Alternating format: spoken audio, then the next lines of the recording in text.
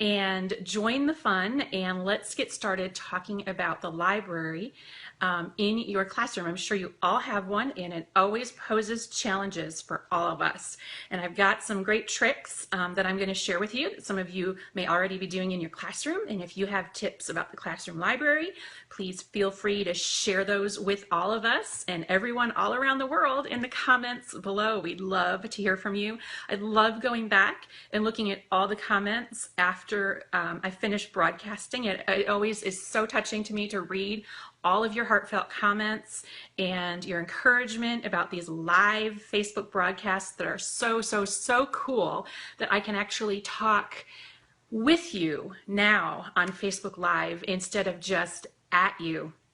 And I encourage you to leave comments and ask questions right here. Hopefully the comments won't freeze up. I've heard they've made some improvements to Facebook Live over the last few days, and they're continuing to roll out more improvements as we speak. They've got millions of people out there in California just working 24/7 on making this the greatest platform ever. So I'm super excited to be sharing with you on Facebook Live every Monday and Thursday, 7 p.m. Central, 8 p.m. Eastern, although I am a little late tonight. So come on in. Hey, Monica, welcome. Excellent. Kathy, lots of Texans in here tonight. Yay! I'm Vanessa Levin from Pre-K Pages, and we're here to talk about the classroom library. So now that we have some people in the room, let's go ahead and get started.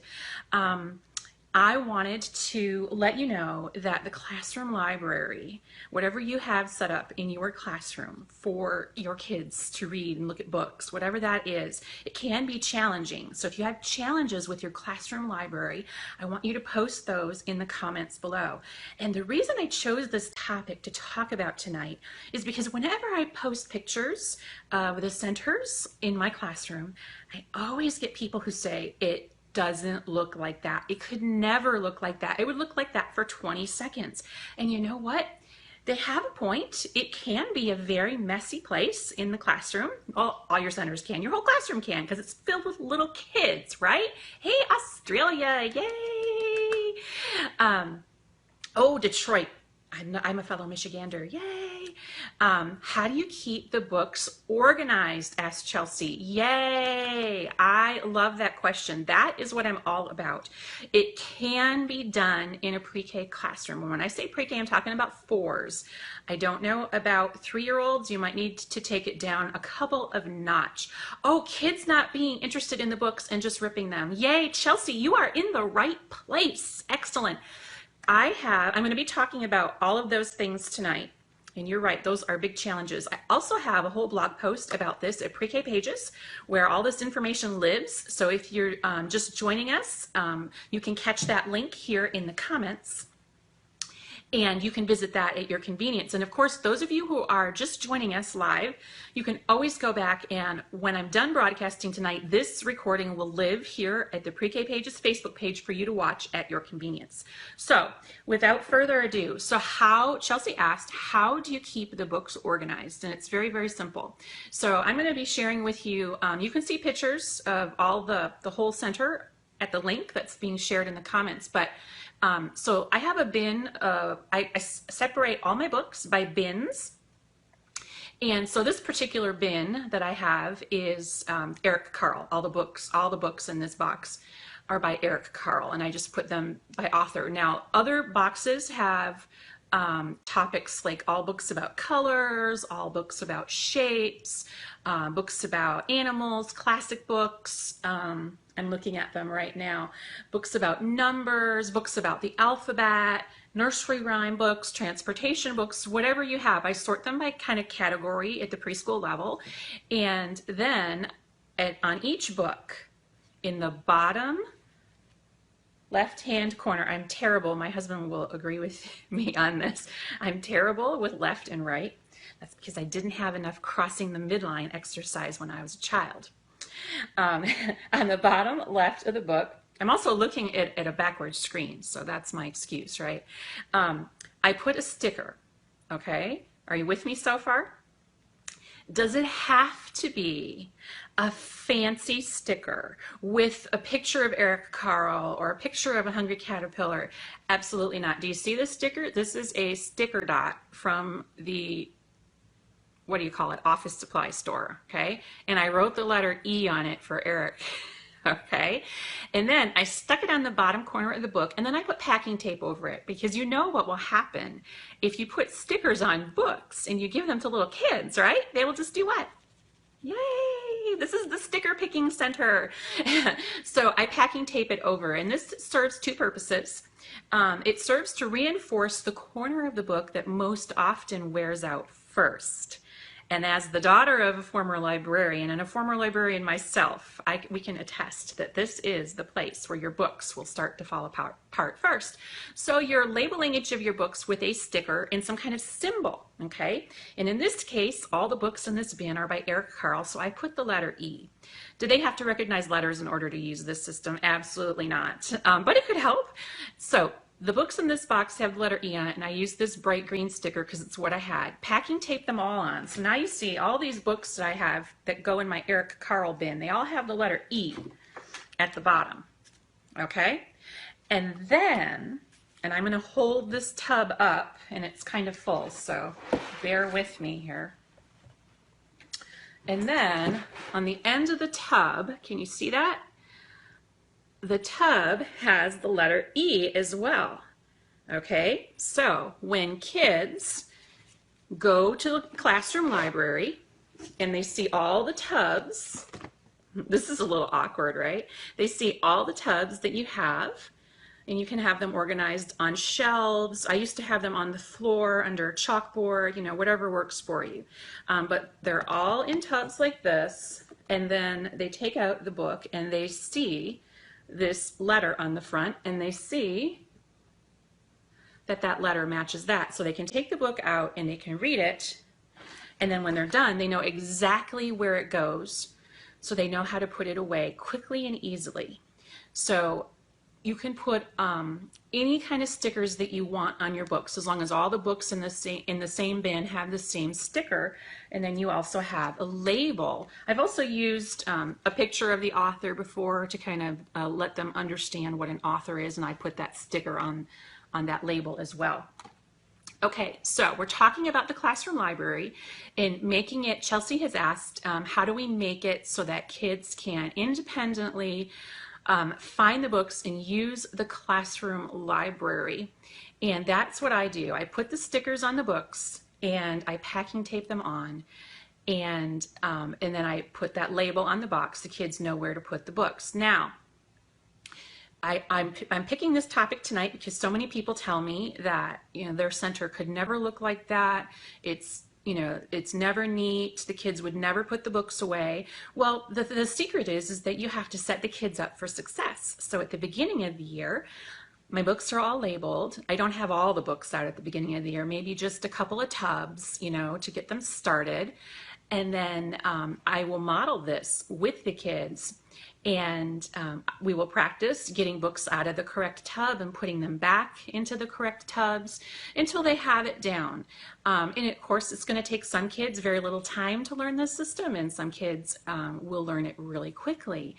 And of course, I believe in books, they should always face outwards, you know, so the kids can see the cover because they can't read the words.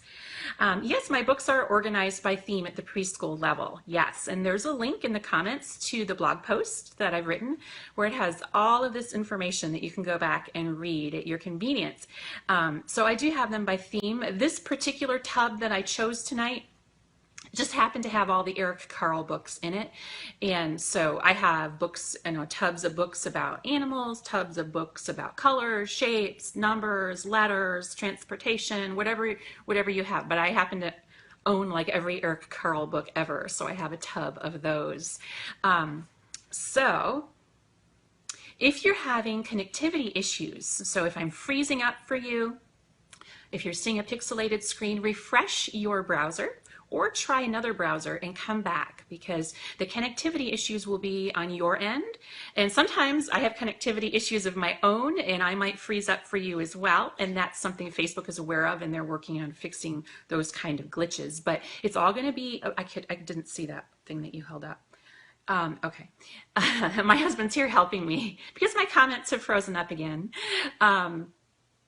And this broadcast, this live broadcast that you're watching right now is being recorded, and it will be available for you to watch after the broadcast is completed tonight, and it will be available for you to watch here. How many tubs? That's up to you, and how many you feel your kids can handle. I've had as many as 12 tubs before. I have a huge book collection. I have hundreds and hundreds and hundreds of children's books.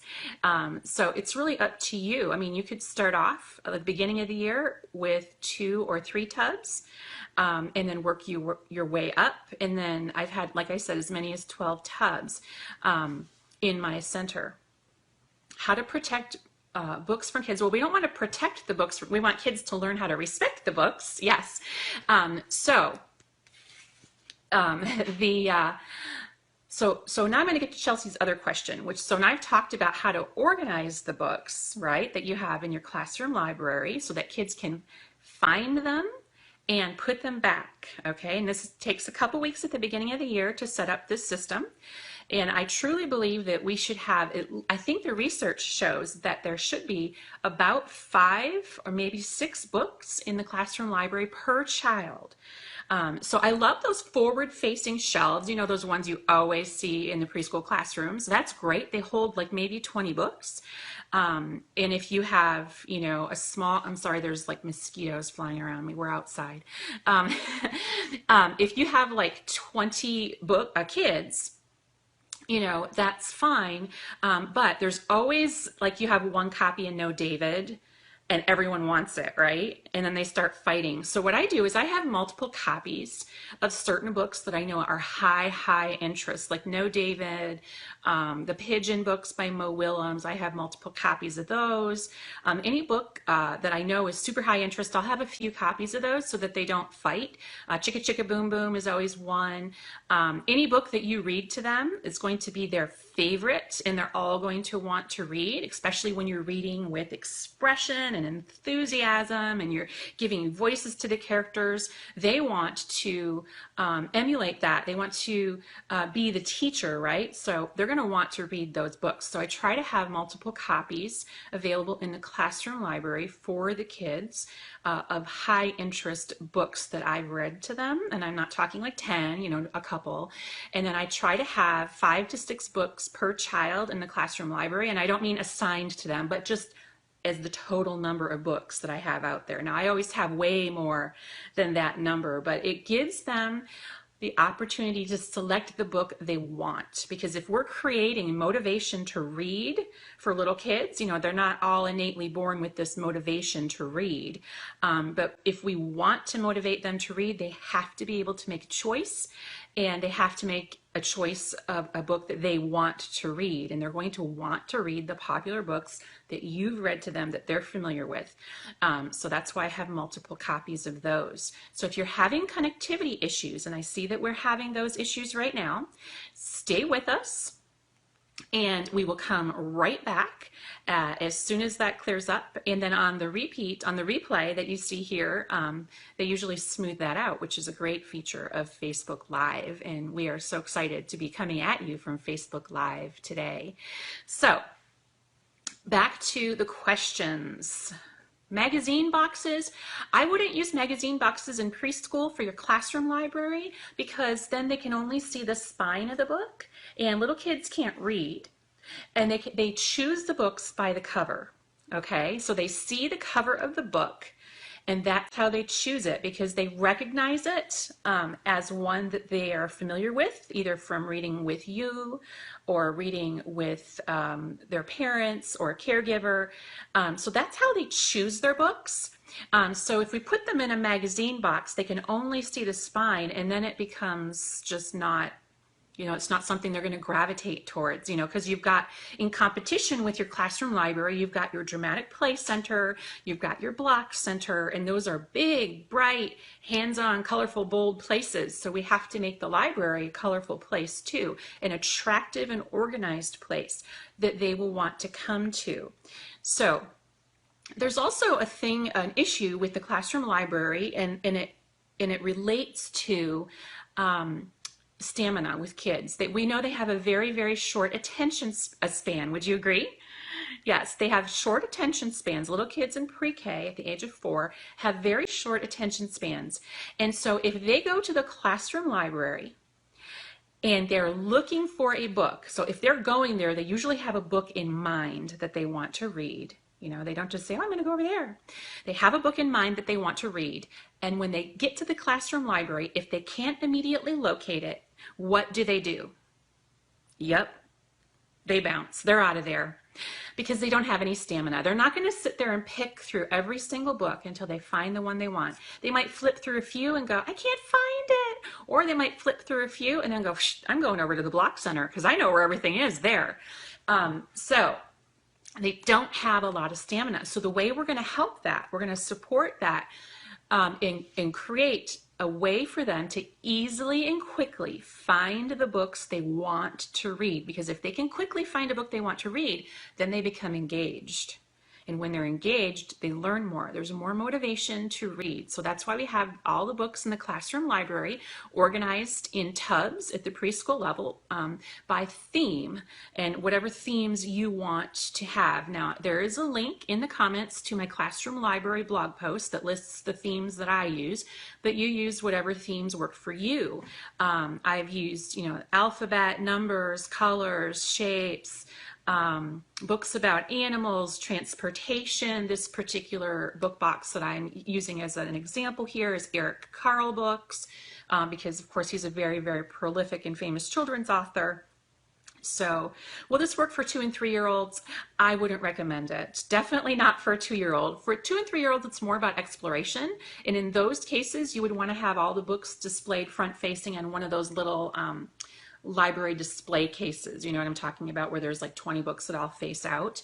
The tubs will work for 4-year-olds and up, and I've definitely seen it used with great success in kindergarten and up as well. And it's similar to the way that they label and organize guided reading books in the older grades. This is just a way that I've used it with 4-year-olds, and it's a way that I can give kids access to a large number of books, a larger quantity of books, so that they have more of a selection and a choice, and that creates motivation to read, and it helps increase engagement and stamina. So that is what I do with my classroom library as far as the stickers go. And if you're just joining us, this broadcast will be available for you to watch at your convenience. It's going to live here on the Pre-K Pages Facebook page. As soon as we're done broadcasting, you can come back and watch the full thing from the beginning so you can catch up on what you missed there. I'm going to get back to Chelsea's other question, which was kids not being interested in the books. And I did address that a little bit when I talked about increasing their engagement and their stamina. But another thing you can do, and this is going to come at the beginning of the year. So for those of you who are, I know a lot of us here in the States are wrapping up our school years right now. You know, it's getting close to the end of the school year, and that's okay. You're going to want to bookmark this and come back to it at the beginning of next year, because a lot of these this is a routine and a procedure that you're going to establish in your classroom from the first day of school. And so that's how you get them interested in the books instead of just ripping them. So you're going to model for the kids how to look at a book, especially if you work in a program with at-risk children. Many children in those homes don't have access to books and media and literacy materials. So some of them are not familiar with how books work. So it's just like sometimes if you hand a child something they've never seen before and you say, do this with it, and they don't know. So we model for them. We model everything from how to hold the book, how to open the book and turn the pages by the corner. We model everything for the kids. And again, if you're having connectivity issues, we will come right back, refresh your browser, and we will come right back on your screen. And you can also watch the recording at any time as soon as the live broadcast is over. So in the beginning of the year, I also have this information in my book. It's called A Fabulous First Year and Beyond, a Practical Guide for Pre-K and Kindergarten Teachers. So this information about introducing the Classroom Library Center to your pre-K or kindergarten classroom is available in that book as well, with step-by-step directions. So we're going to teach the kids how to hold the book, how to open the book, how to turn the pages, how to look at the pictures, how to tell a story from the pictures, because some of them will say, but I can't read. That's okay. We teach them, look at the picture. What do you see happening? Oh, great. You're telling a good story. I like the way you're reading that book. So we're teaching them essentially how to look at books in the beginning of the year and how to put them back. So we're going to be modeling all that and practicing all that. And at any time during the school year when you see kids are starting to not get it, because they will forget. Little kids, we don't just show them something one time and they get it, right? It takes multiple times of them being exposed to and introduced to a concept before that concept is going to stick. So just like any concept, whether it's learning the alphabet, numbers, letters, shapes, these types of procedures and routines also need to be embedded in their long-term memory. And the only way that's going to happen is through repeated exposure and practice. So you're going to be, anytime you see kids, mistreating the books in the classroom library and they're not remembering, then you're going to want to review those procedures with them. And it might be on an individual basis, or it might be as a whole group. But that's what you're going to want to do as far as introducing those procedures and routines and really establishing a really set goal at the beginning of the year for what your classroom library is. It's a fun and exciting place where you can go to read the books that we've read together. And here's another tip. You're going to want to remember this tip. Anytime you read a book to your class, and of course every book you read is their favorite, right? So let's say I'm reading this book to the kids and I'm on the very last page, okay? And I say the last words, that's what I hear. And I close the book and I say the end. And then you can talk about the book, of course, because you probably done a picture walk and all that. But then I'll say, and now, did you like that book? And I nod my head, because basically we're used car salesmen in pre-K, right? Because anytime you nod your head, people nod along. Did you like that book? I know, it's one of my favorites. I love books. If you like this book and you would like to read it during center time today, it's going to live. And I say live because, kids think that we live in the classroom. The teachers live in the classroom. We sleep in the baby cradle in the dramatic play center, and our mommy comes and picks us up after school every day, right? So I say, this book is going to live in the classroom library, and I stand up and I walk it over to the tub where it belongs. And I say it lives right here with all the other green stickers in the big E, because it was written by Eric Carle. And I put the book in the tub. And when it's center time and somebody goes to the classroom library, guess what they do that day? That's right. They get out the copy of Polar Bear, What Do You Hear? Because all of a sudden it's the favorite book. And every time I read a book, I do that. Now, sometimes I don't have the book, an extra copy of it, like maybe I got it from the library or something, or it's a very special book, and I don't have another copy for them. And at the end, I'll say, the end, and did you like that book? And they're like, yes. And then I move on, and they're like, but you didn't say where it lives. And I'll say, oh, I don't have a copy of that one for you guys today. This goes to the library, and I have to take it back today, or whatever the story is. You would see their little faces. They're just crushed. What? You mean we can't look at that book today? But I wanted to look at that book.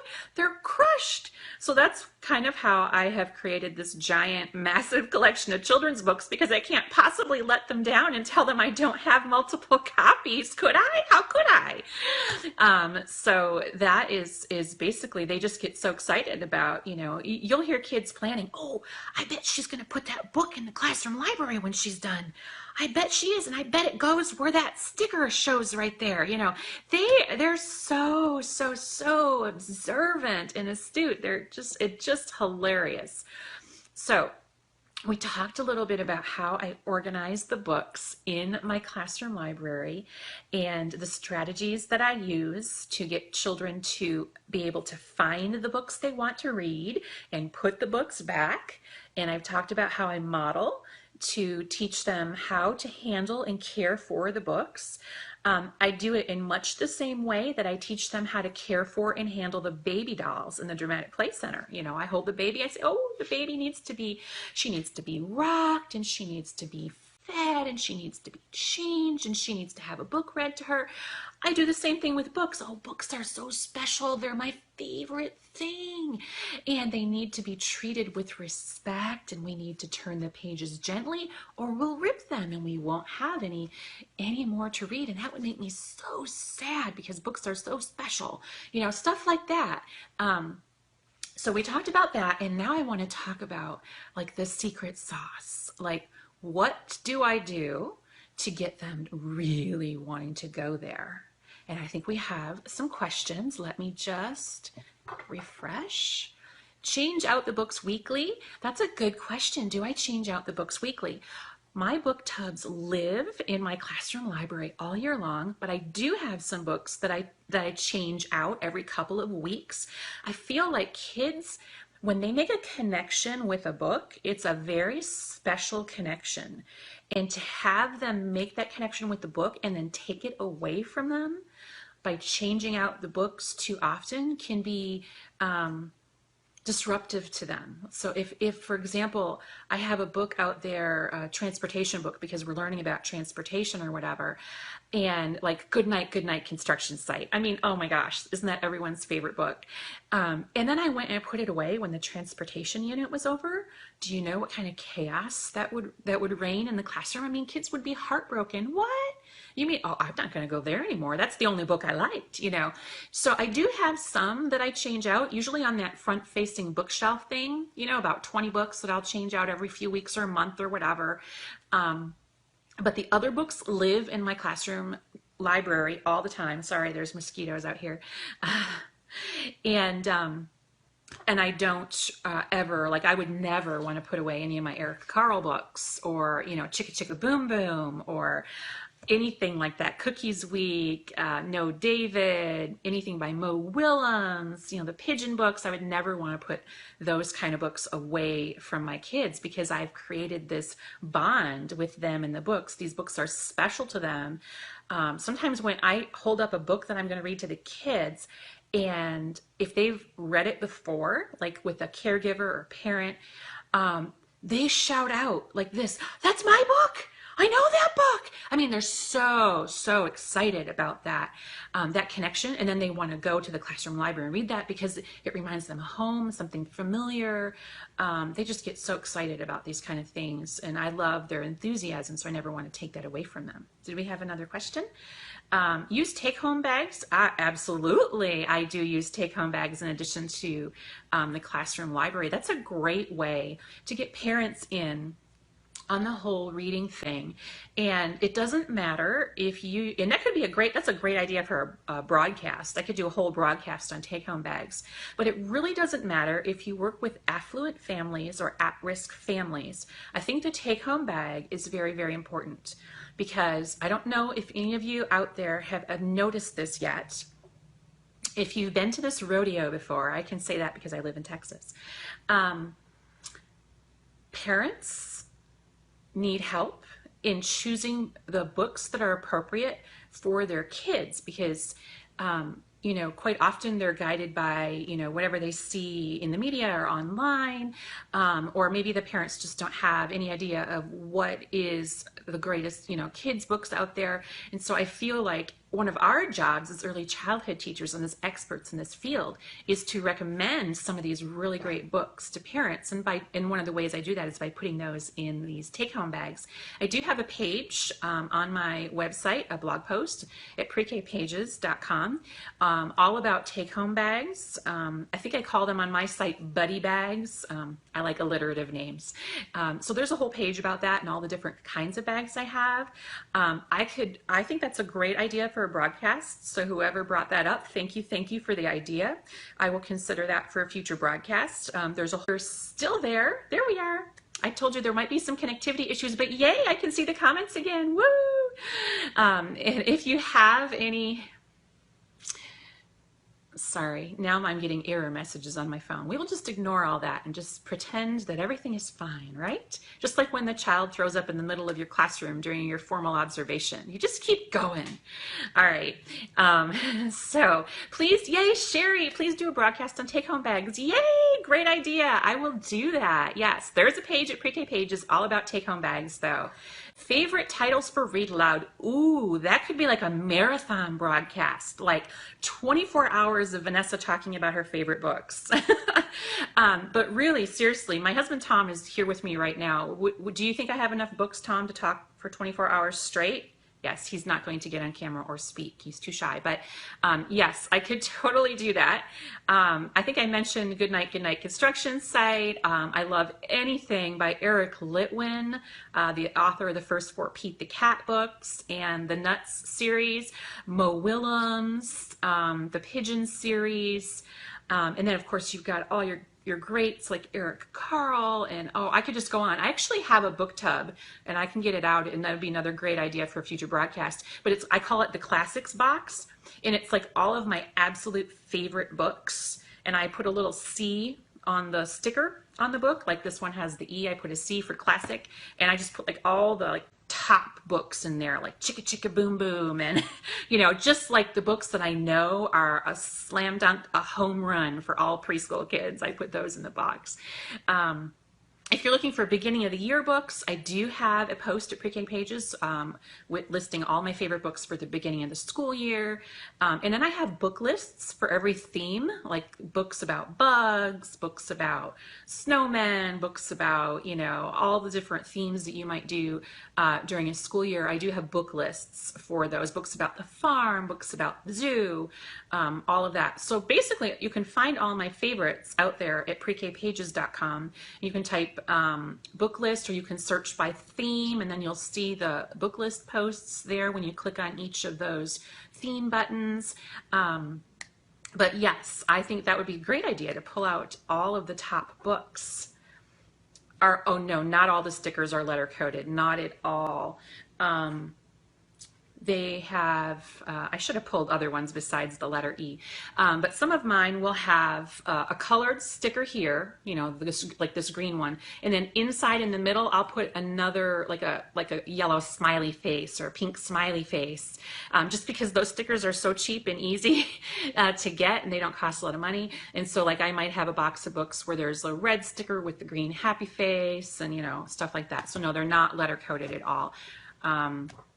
How do you get kids to actually read the books and not just play with them? So for that question, that kind of goes back to Chelsea's question that she had at the beginning of the broadcast. And I did address that in this broadcast. So what I'm going to ask you to do is to go back and watch this. As soon as I'm done broadcasting live, you can go back and watch the replay. So there are lots of tips for that in prior to this point. I know not everyone joins us at the same time, and that's fine. But I was going to share the secret sauce with you. So let me do that now. So one of the things that will help get your kids to really be engaged in the classroom library and really want to go there is to create class books. Now I do have a page at prekpages.com. That's pre-k-pages.com. And, but if you just go to Google and type in Pre-K Pages, it will pop up. Is to create class books with kids. And at Pre-K Pages, there's a page all about class books. And so you can see what class books I make with my kids. But I try to make one a month, and they use their pictures. So each kid has a page in the book with his or her picture on it. and each book is on a different topic. So this is one, obviously, we did in October. It's called Our Pumpkin Book. And I had a local grocery store donate pumpkins to my class. And here we can see, this one says, Christian's pumpkin is silly. So each kid decorated their own pumpkin with glitter and liquid glue. And then they told me about their pumpkin. And then I put their picture in a Word doc, and I wrote the word in there. So each kid has his or her own page in the book. So you can see how engaging that would be. And it's predictable text. Austin's pumpkin is frightening. Cento's pumpkin is happy. Precious's pumpkin is funny. Kelvin's pumpkin is happy. So they were telling me words to put in there. And if you're having connectivity issues, just refresh your browser. We will come right back on the screen in just a moment. So that's one of the class books. Here's a great one for the beginning of the year. You've probably done this. This is a Brown Bear book. I call it Pre-K, Pre-K. What do you see? A lot of you have probably done this before. And so it's the kid's picture. Ashley, Ashley, who do you see? And then you turn the page. I see Casey looking at me. Casey, Casey, who do you see? And so you get the idea. And they love to go to the classroom library and read these class books. So I have a tub of class books, and all my class books are usually bound with this spiral stuff. So they know that all the books with the spirals are the books that go in the class book box. Happy Birthday book is always popular. And this is a great idea. Now you can do this with clip art, or you can do it this way. Okay, so here I've taken up a chart, you know, one of those months of the year charts. I've cut it up and I've written the kids' names on that page. And so January, these are the two birthdays we had, Giselle and Anthony. And so what they do is, this is so cute. So they'll start reading the book, and they can read this book. All kids can read this book because this is how they read it.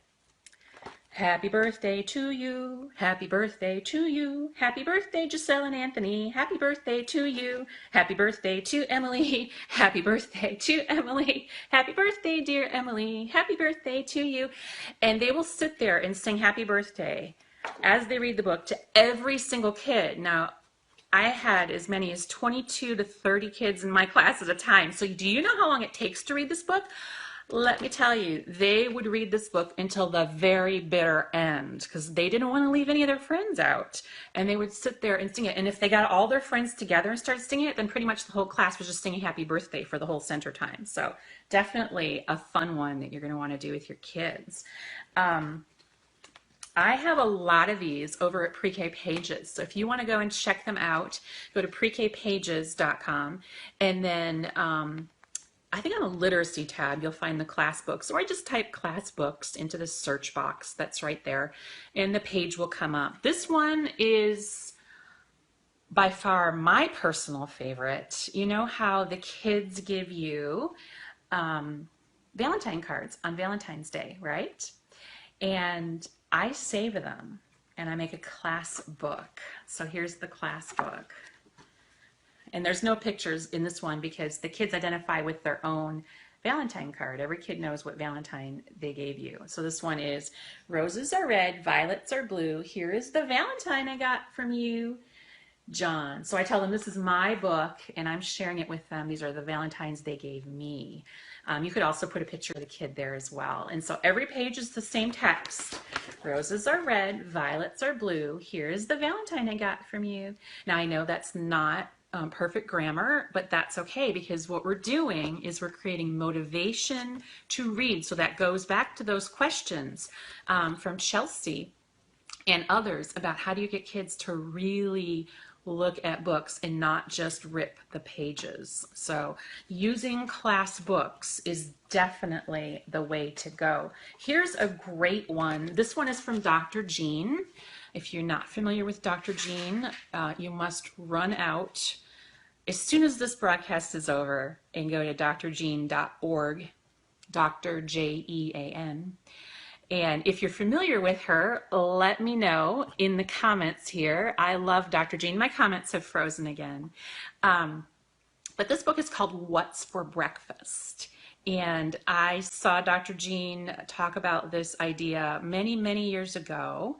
Well, maybe not many, many, just say many one time. It makes me sound too old. And you collect, there it is. You collect cereal box fronts from the kids. So you're getting them involved by asking the kids, or the parents, I guess, rather, to send in the box fronts from something that the kids eat for breakfast. And then you can write at the bottom, it says, Bronce eats Raisin Bran. And it's always really eye-opening when you read some of these, because sometimes they explain a lot. Angel eats Fruit Loops. Oh yeah, now I get it. Brian eats Honey Bunches of Oats. And, oh yeah, and this explains a lot. Adrian eats Frosted Flakes. So we just take the box fronts and we put them in. This time I 3-hole punched them since they were so thick they wouldn't fit in the binding machine. And then I put them in this clear view binder thingy here with the front page. So this is the What's for Breakfast book. You could totally do this with What's for Lunch. Again, very eye-opening, but they love it. Sometimes they will know whose page is whose, even if they can't read, because they will remember what friends brought it in. And usually they sit there and flip through the book and they'll go, oh, Emily eats the same cereal as I do. Look at that. They remember this stuff. And then one thing you're going to want to do if you do books like this is put your own box front in there. So I put my own in there. They love that. Include yourself in all your class books. So I start the year with that Brown Bear book and I put myself at the end. And they get such a kick out of seeing my picture on the last page. So put yourself on the last page of every class book because you are a member of the class, right? You are a part of their life. They get such a kick out of that. They just squeal with delight when they see my cereal box front or my picture in a class book. So I made a pumpkin, Mrs. Levin's pumpkin is, all that stuff. They just love it. What else do we have? This is Texas, so we have a howdy book because, of course, doesn't everyone learn about their state? And again, this is Bronce, Bronce. Who do you hear? I hear Bronce saying howdy in my ear. Bronce, Bronce. Who do you hear? I hear Giselle saying howdy in my ear. Giselle, Giselle, who do you hear? And it goes on like that. And the kids are all riding on stick ponies with cowboy hats on. You can't see their faces, but with little cowboy hats on. So they love that one for a Western theme. Tom, do we have any questions coming in that I need to know of? Oh, so if you are just joining us, I want to welcome you to our live Facebook broadcast and let you know that this live broadcast, as soon as it's done, this recording will be available for you to watch here on the Pre-K Pages Facebook page. So you can watch it from the beginning so that you can find out all the great stuff that you missed. Any other questions, Tom? Are all the class book pages laminated? Some of them are and some of them aren't. I think that, it's going to depend on your school and your situation. If you can afford to laminate all the pages, I would because they last longer. But then again, at the end of the year, I do send the pages home with the kids. So, they don't really have to last longer than a year. So it's really up to you. I always tell people that teachers would laminate their underwear if we let them. So, that's up to you. But if you have access to unlimited laminating, then go for it. How do you incorporate books into other centers? Oh, such a good question. I have tubs of books in every center. not the Sand and Water Center, because sometimes that can get problematic, but Science Center has a tub of books. The Block Center has a tub of books. The Dramatic Play Center has books. If you go to prekpages.com, and there should be a link here in the comments to my centers page, you can see the pictures of all my centers and how I incorporate books there. But I have books in every center so that kids can understand that the print is in the world all around us, and print has meaning, and we can use these books as tools to help us find out the answers to things. So definitely have books in every center. Math Center has books.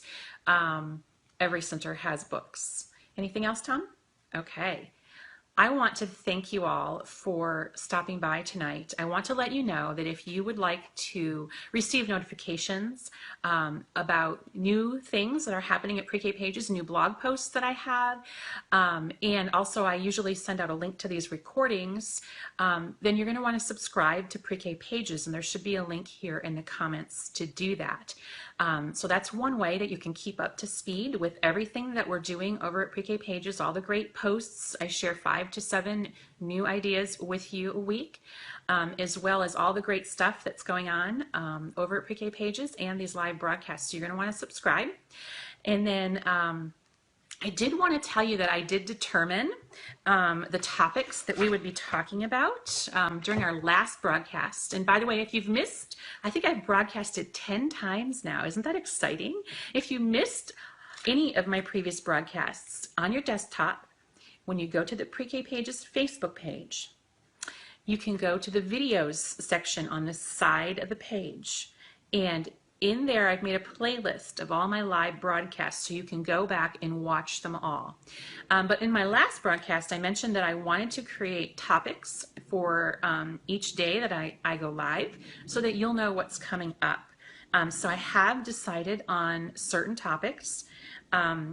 The first Monday of every month is going to be centers. Now this hasn't started yet because I just determined this. The first Wednesday, and I am moving the broadcasts from Mondays and Thursdays to Mondays and Wednesdays because I have another commitment on Thursday nights. So next week we're going to move to Mondays and Wednesdays, 7 p.m. Central, 8 p.m. Eastern. Tell your friends. The first Wednesday we're going to talk about it's a surprise topic. I can't tell you yet. You have to stay tuned for that one. The second Monday is always going to be something seasonal. The second Wednesday is always going to be literacy. The third Monday is always going to be math.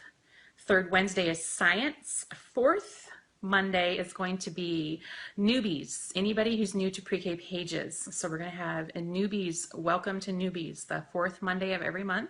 And the fourth Wednesday is going to be hot topics, chit chat about hot early childhood topics. So our last broadcast that we did that was a chit chat was about the Common Core.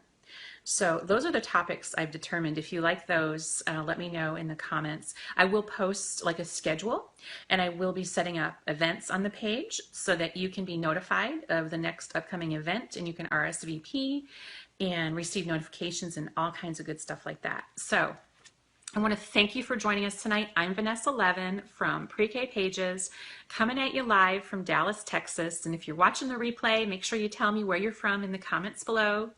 Tell me what questions or great ideas you have about Classroom Library in the comments below as well. And I will catch you on Monday, this coming Monday at 7 p.m. Central, 8 p.m. Eastern. Thanks a lot for watching. Have a great night.